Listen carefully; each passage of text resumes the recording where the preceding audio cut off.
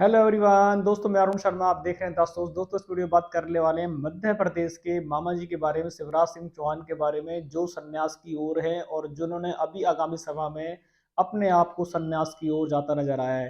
दोस्तों, अगर आप चैनल पहली बार हैं जुड़ सकते हैं ताकि सारी वीडियो को देख पाए। दोस्तों, बात करते हैं शिवराज सिंह चौहान, जाने माने मामा जी प्रिय नेता, मध्य प्रदेश में जिनकी कभी तूती बोलती थी और जो बीजेपी की विक्ट्री में सबसे बड़ा चेहरा हुआ करते थे। पर कुछ दिनों से, पिछले साल की बात करें 2023 में, जब बीजेपी ने उनको अपना सीएम का चेहरा हटा दिया और उनके अलावा भी बीजेपी ने मध्य प्रदेश में कमल खिलाया और उनके जीती हुई सीट से भी उनको सीएम का उम्मीदवार नहीं बनाया, जिससे मामा जी और जनता में निराशा हुई और मामा जी ने खूब अपना सभाओं में जाके इस बात को बखान किया कि वो शायद कुछ नहीं कर पाएंगे। और जनता ने हर सभा में उनसे ये कहा कि मामा जी, हमने आपको वोट दिया था और मोदी जी को वोट दिया था, हमें नहीं मालूम था कि मोहन जी की सरकार बनेगी।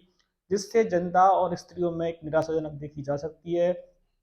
महिलाओं के लोकप्रिय मामा, जिनको लाडली स्कीम के चलते बताते हैं कि लाडली स्कीम जिस तरीके से मध्य प्रदेश में कामयाब रही, उससे मामा जी घर घर तक पहुंचे और मामा जी को आज भी वहां का लोकप्रिय चेहरा और सीएम माना जाता है।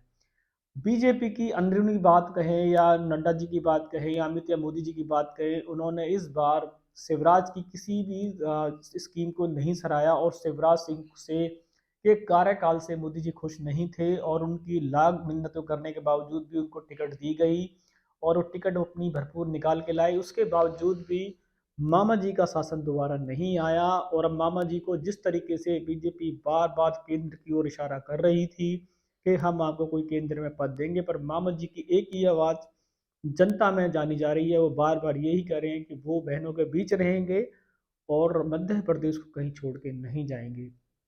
ये बीजेपी के लिए एक धमकी भरा मैसेज मामा जी ने कई बार सभाओं में दे दिया है और बीजेपी इस मैसेज से आघात है, जिससे जेपी नड्डा ने उनसे दिल्ली बुलाकर मुलाकात की और उनको कहा कि आप ऐसे मैसेज ना दें जिससे पार्टी को इशारा जाता है। पर मध्य प्रदेश की बात करें, जिस तरीके से मामा जी का शासन गया, जनता दुखी है और फिर भी शिवराज सिंह अपने आप को नहीं रोक पाते। अब कल सभाओं की बात करें, उन सभाओं में उन्होंने साफ कहा कि जो जिसको पद बहुत धीरे से मिलेगा या उनकी सरकार उनको भूल जाएगी, तो उस तरीके से वो संन्यास में ही चला जाएगा। यानी कि मामा जी या तो पार्टी में सीएम के लिए अपने आप को इंतजार कर रहे थे और जिस तरीके से बीजेपी ने उनको एक तरीके से साइडलाइन कर दिया है, तो वो उनका बीजेपी से शायद मन भूग चुका है और वो संन्यास की ओर अग्रसर हैं। अब मामा जी जिस तरीके से जनता में भावुक रहते हैं और जनता जिनके लिए अपने आप को आगे आती है और बोलती है कि मामा जी आपको कुछ करना चाहिए, पर वो ऐसे दिग्गज नेता हैं और ऐसे पोलाइट नेता हैं कि वो चाहकर भी बीजेपी के खिलाफ मोर्चा नहीं खोल सकते। और वो बीजेपी में किसी भी पद को मांगने से पहले उन्होंने पहले स्टेटमेंट जारी की थी कि किसी पद को मांगने से बेहतर है मर जाना। तो वो बीजेपी से कुछ मांगने के अब मूड में नहीं है और बीजेपी जिस तरीके से उनको दूर करती जा रही है, तो वो कह रहे हैं कि इससे तो संन्यास बेहतर है। ये बीजेपी के लिए इन्होंने दोबारा एक कड़ा संदेश फिर दे दिया है और उन्होंने फिर भी कहा है कि मैं मध्य प्रदेश को छोड़ के नहीं जाऊंगा। मैं भले ही कोई भी स्कीम पे काम करूं, पर मैं मध्य प्रदेश में रहूंगा। पर मंत्रिमंडल विस्तार में भी उनको कोई जिम्मेदारी नहीं दी गई और उनको बार बार बीजेपी केंद्र में कुछ पद देने के लिए बोल रही है या फिर उनको राज्यपाल, गवर्नर आदि ऐसे पद ऑफर किए जा रहे हैं, जिसके लिए मामा जी खुद सहमत नहीं है और बीजेपी के इन पदों को कई बार वो ठुकरा चुके हैं। अब समय बताएगा बताएगा कि बीजेपी से उनकी अंदरूनी खींचतान बढ़ेगी या घटेगी, क्योंकि वो इस तरीके से जनता में भावुक हैं कि वो कोई बयान देने से पहले ही बहुत पोलाइट हो जाते हैं और बीजेपी के लिए बोलना तो बहुत कुछ चाहते हैं, पर शायद वो बीजेपी से अपने संबंध नहीं खराब करना चाहते। पर बीजेपी ने जो जिस बार इनकी तरीके से उतारी है, उसको शायद शिवराज सिंह भूलने को तैयार नहीं है और जनता भी 2024 में शायद कुछ और जवाब मध्य प्रदेश में बीजेपी को देना चाहती है। ये समय बताएगा। पर मामा जी बीजेपी की सारी रणनीतियों से आघात हैं और वो हर बार अब नया भावुक भरा मैसेज जनता में देते हैं, जिससे बीजेपी के रोंगटे फिर खड़े हो जाते हैं।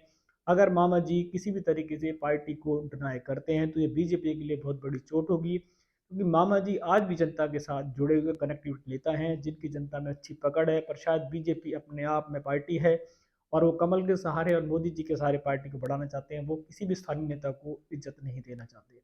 अब मामा जी संन्यास वास्तव में लेंगे या वो ऑलरेडी इस मूड को बना चुके हैं और वो बीजेपी के किसी भी पद को लेने में राजी नहीं है, ये आने वाला समय बताएगा। दोस्तों फिलहाल शिवराज सिंह जनता के साथ अपने दुख को बांटते नजर आए और उन्होंने बीजेपी को कड़े संदेश जारी कर दिए कि वो मध्य प्रदेश के अलावा कोई पद नहीं लेंगे।